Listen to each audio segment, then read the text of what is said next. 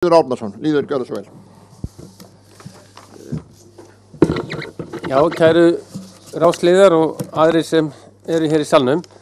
Ég ætla að gera fyrst 14. greinina að umtalsefnum fundafrelsið. Að mínum dómi ætti þetta bara vera svona: öllum skal tryggður réttur til að safna saman án sérstaks leyfis, svo sem til fundahalda og mótmæla og punktur.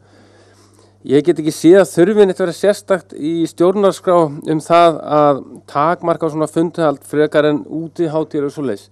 Þannig að mér finnst nægja að hafa punktin eftir fyrri málsgreinina. Svo ætla ég aðeins að vekja athygli á grein 28. Það sem sagt náttúru Íslands og umhverfi.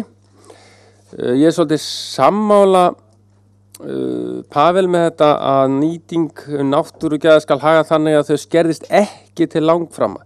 Þetta er svolítið bindandi orðalag og ég bið nefndina íhuga það að breyta þessu aðeins þannig að verði meira svigrúm.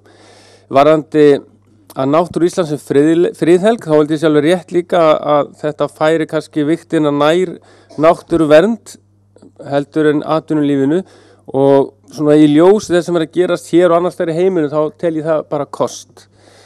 Varðandi náttúru auðlindir, þá kemur hérna í fyrstu málsgreininni 29 eru sameiginlegu og ævarandi eign þjóðarinnar, sem er mjög gott. Það er spurning að skipta ævarandi út fyrir eilíflega.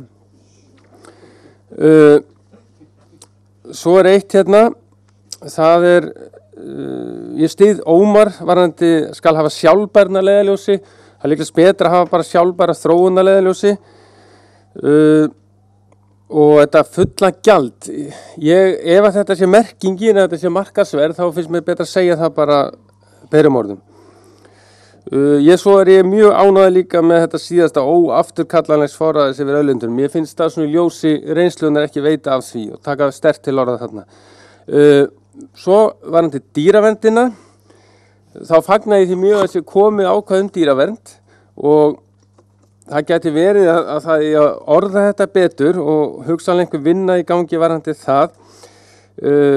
Einhver var að tala örverunar, og það er svo rétt að það er erfitt að sýna örverum sem að sér ekki gagnkvæma virðingu, en ég minni nú á það að kvefpestir ráðsliða undanfarið, það er kannski sýna hvar þær eru einhverju leyti, og Gísli vill jafnvel sleppa þessu ákvæði, ég gefa honum hamstur.